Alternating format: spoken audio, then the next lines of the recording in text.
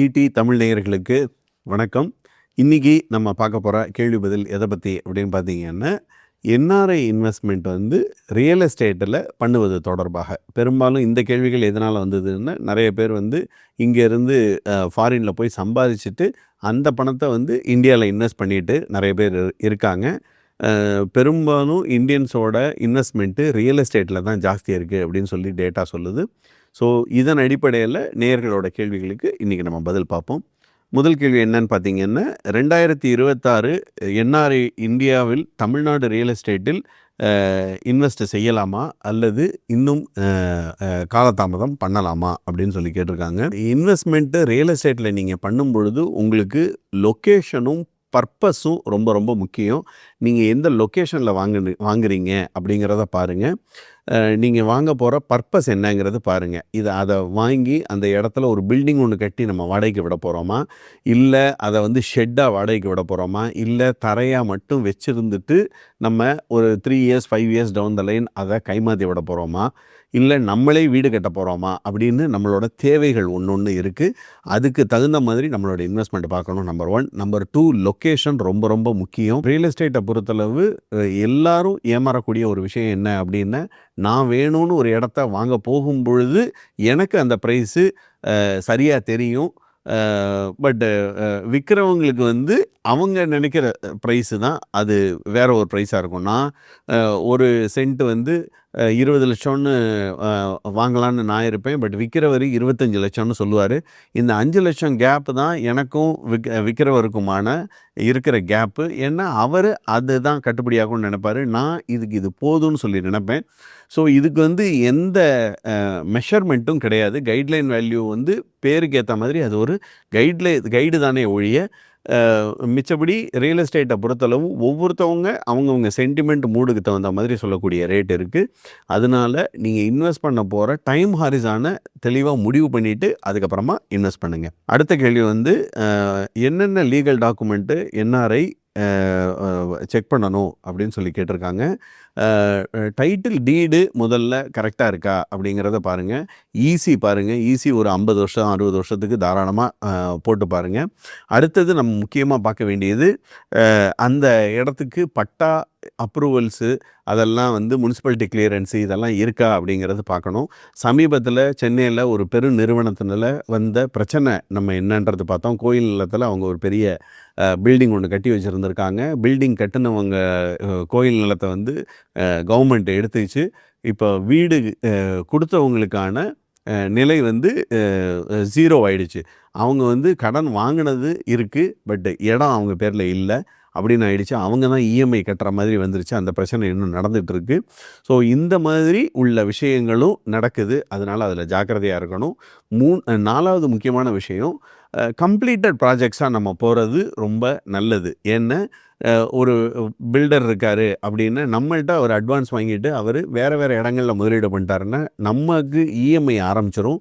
அந்த பில்டர்கிட்டேருந்து நம்ம அர்ஜி பண்ண முடியாது. அதனால் கம்ப்ளீட்டட் ப்ராஜெக்ட்ஸாக இருந்தது அப்படின்னா நம்மளுக்கு ரெடி டு மூவில் இருக்கும். இல்லைன்னா நம்ம வாடகைக்கு விட போகிறோம்னா அதில் இமீடியட்டாக வாடகை வர ஆரம்பிச்சிடும். ஸோ அந்த விஷயத்தை பார்க்கணும். அதே மாதிரி நம்ம வாங்கக்கூடிய லோன் ப்ளஸ் அதுக்கான ப்ராசஸிங் டாக்குமெண்ட்ஸு அதெல்லாம் கரெக்டாக இருக்கா அப்படிங்கிறதும், உங்கள் சிபில் ஸ்கோரு இது எல்லாத்தையும் கரெக்டாக பார்த்துக்கோங்க. என்ஆர்ஐயாக இருந்தாலும் பணம் நீங்கள் வேறு வழிகளில் இந்தியாவுக்கு அனுப்பிச்சாலும் என்னுடைய ஜென்ரல் அட்வைஸ் என்னவாக இருக்கும் அப்படின்னா, 12 லட்சம் ரூபா வரைக்கும் நம்மளுக்கு டேக்ஸ் கிடையாது கவர்மெண்ட் சொல்லியிருக்காங்க. அதனால் முடிந்த அளவுக்கு உங்களுடைய வருமானங்களை காமிச்சு நீங்கள் வந்து ஐடி வந்து ஃபைல் பண்ணணும் அப்படிங்கிறது. இந்த ஐடி வந்து நம்மளுக்கு பல விதங்களில் பின்னாடி உதவும் அப்படிங்கிறது. அடுத்தது பார்த்தீங்க அப்படின்னா, நான் பிளாட்டாக வாங்கலாமா, அப்பார்ட்மெண்ட்டாக வாங்கலாமா, கமர்ஷியலாக வாங்கலாமா அப்படின்னு சொல்லி ஒரு என்ஆர்ஐ ஒருத்தர் கேட்டிருக்காரு. இது வந்து மறுபடியும் உங்களோட தேவையை பொறுத்து இருக்குது. நீங்கள் ஒரு நீண்ட காலத்துக்கு வச்சுருக்க போகிறீங்க அப்படின்னா பிளாட்டாக வச்சுக்கோங்க. ஸோ தட் உங்கள் இஷ்டத்துக்கு நீங்கள் ஒரு வீடு ஒன்று கட்டணும்னு நினச்சிங்கன்னா கனவு இல்லத்தை அதில் கட்டிக்கலாம். அப்பார்ட்மெண்ட்டாக வரோம் அப்படின்னா ரெடி டு மூவ் அப்பார்ட்மெண்ட்ஸு நிறைய இருக்குது. அதில் நீங்கள் வந்து நீங்கள் குடி போக போகிறீங்களா, இல்லைன்னா அதை ரெண்ட் அவுட்டுக்கு விட போகிறீங்களா அப்படின்னு 2 விஷயம் இருக்குது. அதில் நம்ம ஜாக்கிரதையாக இருக்கணும். அதே மாதிரி கமர்ஷியலுக்கு விட போகிறோம் அப்படின்னா கமர்ஷியலுக்கான இபி சார்ஜஸ்ஸு, முனிசிபாலிட்டி டேக்ஸு, அந்த இடத்துக்கான பாதாள சாக்கடை வரி, தண்ணி வரி இதெல்லாம் இருக்குது. இந்த வரிகள் வந்து கமர்ஷியல்னு வரும்பொழுது நம்மளுக்கு கூடுதலாக இருக்கும் அப்படிங்கிறத பார்க்குறோம். அதே மாதிரி கமர்ஷியல் காம்ப்ளெக்ஸு நம்ம பெரும் விலை கொடுத்து நம்ம வாங்கிட்டு அது வந்து பூட்டியே இருந்தது அப்படின்னா அதுலேயுமே நம்மளுக்கு ஒரு பெரிய இன்ட்ரெஸ்ட் லாஸாக இருக்கும். இப்போ ஒரு பெரிய காம்ப்ளெக்ஸாக நான் 2 கோடி ரூபாய்க்கு வாங்கிட்டேன். ஆனால் அதில் எனக்கு கிடைக்கக்கூடிய வாடகை வந்து ஒரு 20,000லேருந்து 40,000 தான் வருது.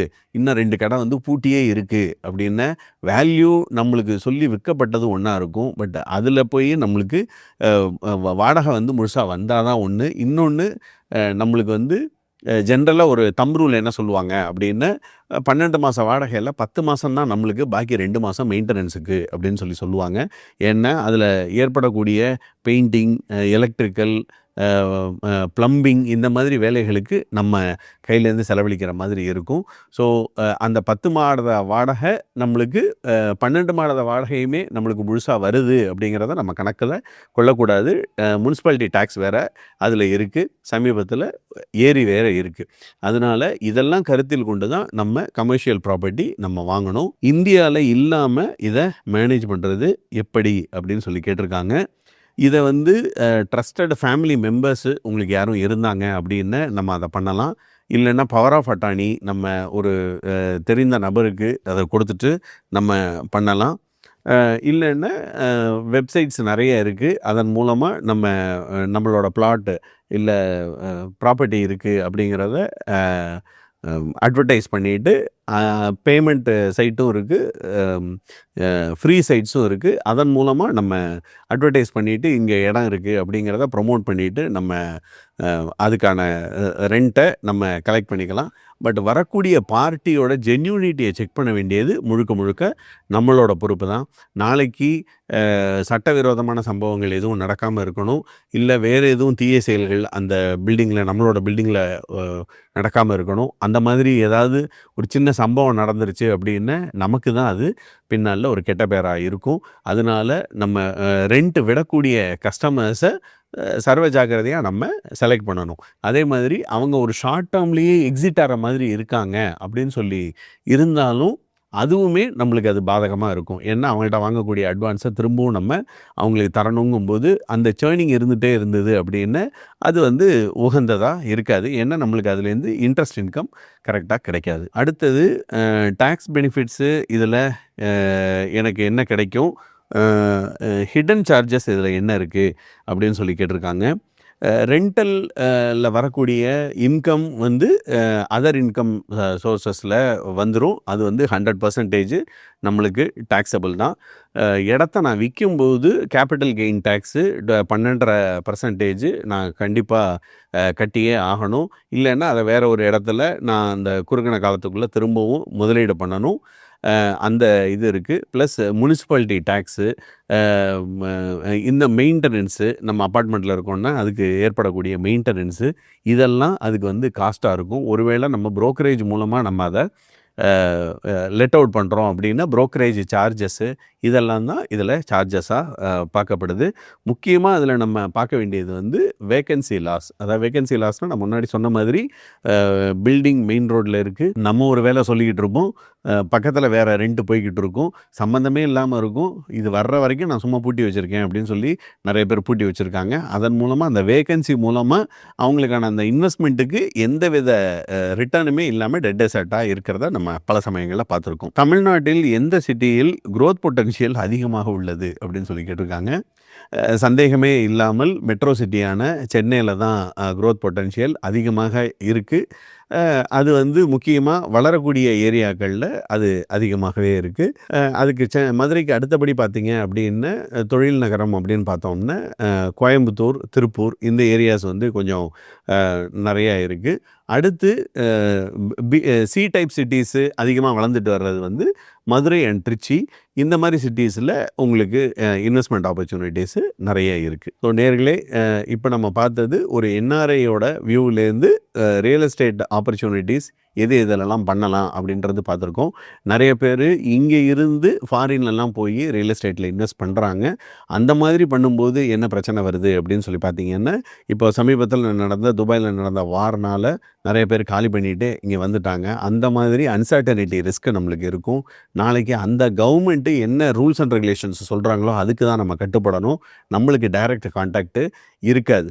இந்தியாலேயுமே பார்த்தீங்க அப்படின்னா நிறைய இடங்கள் நிறைய வந்து இன்டர்நெட்டில் அட்வர்டைஸ் பண்ணுறத மட்டும் ப்ரொமோஷனில் அட்வர்டைஸ் பண்ணுறதை மட்டும் வச்சு நம்ம வாங்கிடக்கூடாது. அதை தீர ஆராய்ந்து தான் வாங்கணும். ப்ளஸ் மெயின் ரோட்டில் இருக்குங்கிறதுக்காக ஃபுல்லுமே நம்ம நம்பி வாங்கிடக்கூடாது. என்னோடய கிளைண்ட் ஒருத்தருக்கு வந்து என்ன இருக்குது அப்படின்னு பார்த்தீங்கன்னா, அவரோட பொண்ணு கல்யாணத்துக்குன்னு சொல்லிட்டு ஒரு 7 சென்ட்டு வாங்கி வச்சுருக்காரு. அதை விற்று கல்யாணம் பண்ணலாம் அப்படின்னு சொல்லி இடத்த வாங்கி வச்சுருந்துருக்காரு. ஆனால் அதை வந்து இப்போது கவர்மெண்ட் ரோடு போடும்போது எடுத்துட்டு அவர் நினச்ச ரேட்டை விட ரொம்ப கம்மியான ரேட்டு தான் கொடுத்துருக்காங்க. இந்த மாதிரி உள்ள தருணங்களில் பார்த்தீங்க அப்படின்னு இதை வச்சு அவர் கல்யாணம் பண்ணணும்னு சொல்லி நினச்சது நடக்காமல் போயிடுச்சு. ஸோ இந்த மாதிரி இருக்கிறதையும் நம்ம கருத்தில் கொண்டு நம்மளோட எல்லா இன்வெஸ்ட்மெண்ட்டையும் ரியல் எஸ்டேட்டில் வச்சு நம்ம பெரிய பெரிய ட்ரீம்ஸை வளர்த்துட்டு இருக்காமல் இன்வெஸ்ட்மெண்ட் அப்படின்னு சொல்லி வரும்பொழுது டைவர்சிஃபை பண்ணி பண்ணுறது தான் நல்லது. உங்களுக்கு இந்த மாதிரிலாம் பண்ண தெரியலை அப்படின்னு சொல்லி சொன்னால் ரீட்ஸ் அப்படின்னு சொல்லிட்டு ஒரு ஆப்ஷன் மியூச்சுவல் ஃபண்டில் இருக்குது. ரியல் எஸ்டேட் இன்வெஸ்ட்மெண்ட் ட்ரஸ்ட் அப்படின்னு சொல்லிட்டு அவங்கள்ட்ட நம்ம இன்வெஸ்ட் பண்ணிட்டோம் அப்படின்னு மியூச்சுவல் ஃபண்ட் கம்பெனிகள் அவங்க அதை நடத்திட்டு வராங்க. பெரிய பெரிய காம்ப்ளெக்ஸஸை அவங்க இன்வெஸ்ட் பண்ணுறாங்க. ஒரு 5000 சதுரடி 50,000 சதுரடி அந்த மாதிரி உள்ள இதில் ஒரு 600 ஆஃபீஸு 500 ஆஃபீஸு அந்த மாதிரி உள்ளதை பெரிய காம்ப்ளெக்ஸே அவங்க எடுத்து மெயின்டைன் பண்ணுவாங்க. அந்த மாதிரி உள்ளதில் நம்ம இன்வெஸ்ட் பண்ணோன்னா நம்மளோட ரிஸ்க்கு இன்னும் டைவர்சிஃபை ஆகும். இது போன்று தொடர்ந்து நீங்கள் கேள்விகள் எழுதி அனுப்புங்க. அதை தீர்க்கிறதுல மகிழ்ச்சியோடு இருக்கும். நன்றி, வணக்கம். மேலும் ஈடி தமிழ் சேனல்ல வரப்போகும் பிசினஸ் மற்றும் அது ரிலேட்டடான வீடியோவை பார்க்க உடனே கீழே இருக்க சப்ஸ்கிரைப் பட்டனை கிளிக் பண்ணுங்க.